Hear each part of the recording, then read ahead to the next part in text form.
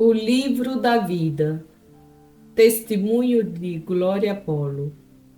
Capítulo 11.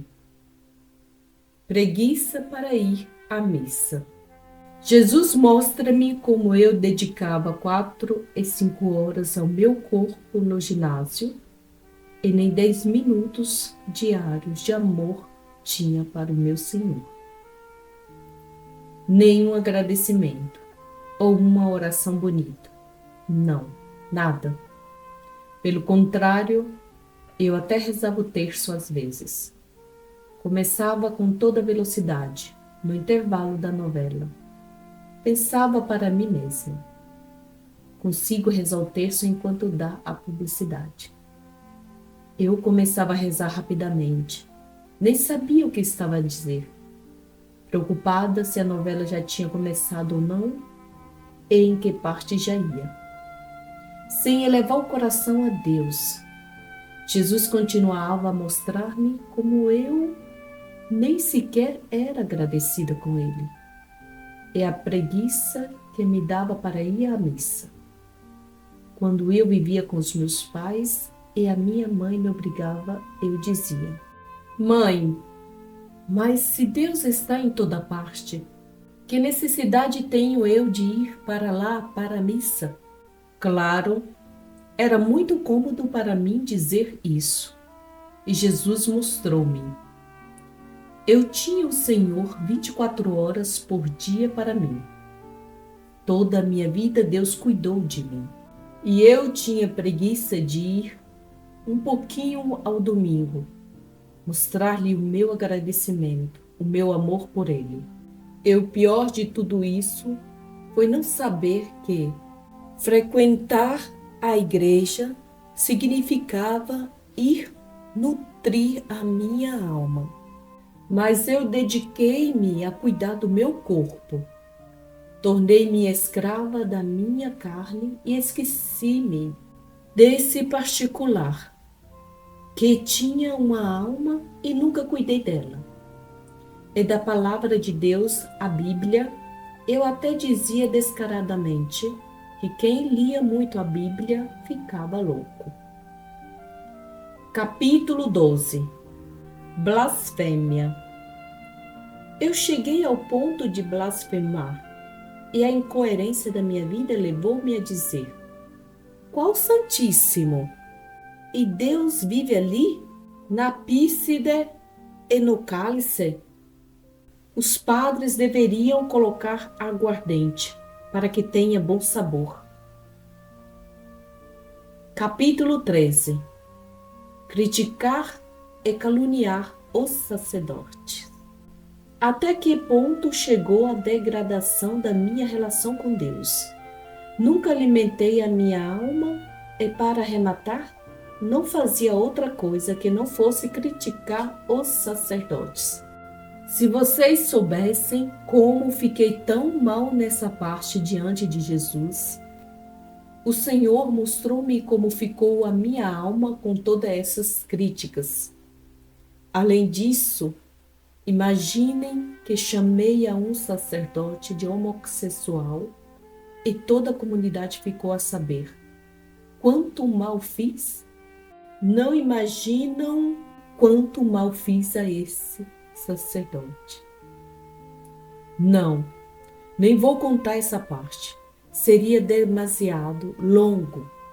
Só lhes digo que uma só palavra tem a capacidade de matar e destruir as almas. Agora, via todo o mal que tinha feito. A minha vergonha era tão grande que não há palavras para a descrever. Só lhes peço que não façam o mesmo. Não critiquem, rezem. Vi que as manchas mais graves que eu tive na minha alma e que me trouxeram mais maldições à minha vida foi falar mal dos sacerdotes. A minha família sempre criticou os sacerdotes. Desde pequenos, o meu pai e todos em casa criticavam e diziam: esses padres, esses tipos, são uns mulherengos e têm mais dinheiro que nós. e são isso, são aquilo. E nós repetíamos. Nosso Senhor dizia-me, quase gritando: quem pensavas que eras, para te fazer Deus e julgar os meus ungidos? São de carne, e a santidade é-lhe dada pela comunidade onde eu coloquei esse dom, que reza por ele, que o ama e o apoia.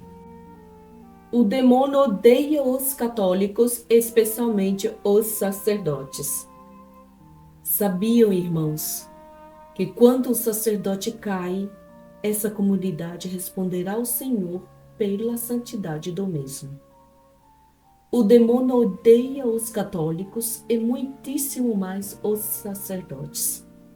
Odeia a nossa igreja, porque enquanto houver um sacerdote consagrando ao Senhor, porque todos devem saber que aquelas mãos do sacerdote, que apesar de ser homem, ele é um ungido de Deus, reconhecido pelo Pai eterno, de maneira que num pedaço de pão aconteça um milagre, uma transubstanciação, transformado pelas mãos daquele sacerdote, no corpo e sangue de nosso Senhor Jesus Cristo. Essas mãos, a do sacerdote, o demônio as odeia, intensa e terrivelmente. O demônio detesta-nos, a nós católicos, porque temos a Eucaristia, porque a Eucaristia é uma porta aberta para o céu e é a única porta. Sem Eucaristia, ninguém entra no céu. Qualquer pessoa que esteja a agonizar, Deus coloca-se ao lado dessa pessoa, sem se importar a que religião pertence ou às suas crenças. O Senhor revela-se e diz-lhe carinhosamente, com muito amor e misericórdia: eu sou o teu Senhor. E se essa pessoa pede perdão e aceita esse Senhor, acontece algo difícil de explicar. Jesus leva imediatamente essa alma onde se está a celebrar uma missa naquele momento. E essa pessoa recebe o viático, que é uma comunhão mística, porque só quem recebe o corpo e o sangue de Jesus Cristo pode entrar no céu. É algo místico, é uma graça imensa que nós temos na Igreja Católica. É uma graça que Deus deu à nossa igreja. E muita gente fala mal desta igreja. Através dela, recebem a salvação e vão para o purgatório. E lá continuam beneficiando da graça da Eucaristia. Salvam-se, vão para o purgatório, mas salvam-se. Por isso o demônio odeia tanto os sacerdotes, porque enquanto houver um sacerdote, há mãos que consagram o pão e o vinho e transformam-os no corpo e sangue de Jesus Cristo. Por isso temos que rezar muito pelos sacerdotes, porque o demônio ataca-os constantemente. Nosso Senhor mostrou-me tudo isto. Além disso, temos os sacramentos, particularmente a confissão. Só através dos sacerdotes temos o sacramento da penitência, por exemplo. Só através do sacerdote obtemos o perdão das nossas culpas. Sabem o que é o confessionário? É um lavatório de almas, não com água e sabão, mas sim com sangue de Cristo. Quando a minha alma ficou suja, negra com o pecado, se eu tivesse confessado, teria sido lavada com o sangue de Cristo.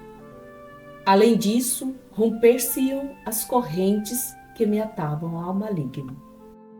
Não haveria então o demônio de detestar os sacerdotes?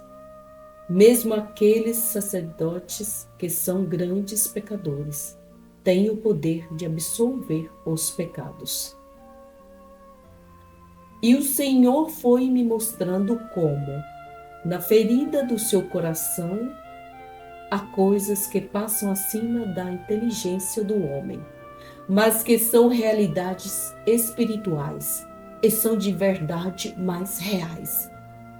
Através dessa ferida, uma alma sobe ao estrado divino, ao estrado da misericórdia divina. A porta da misericórdia sobe e, no coração de Jesus, eterno sacerdote, Jesus põe a sua cruz sangrando no seu eterno presente e aquela alma fica limpa. Agora eu via como a minha alma ficou limpa na confissão e em cada pecado que confessei. Nosso Senhor rompeu o laço que me unia a Satanás. Pena foi ter me afastado da confissão, mas tudo isso só acontece através do sacerdote. E todos os outros sacramentos só os recebemos também através do sacerdote. Por tudo isso, temos a obrigação e o dever de rezar por eles, para que Deus os proteja, os ilumine e os guie. É por tudo isto que o demônio odeia terrivelmente a Igreja Católica e os sacerdotes.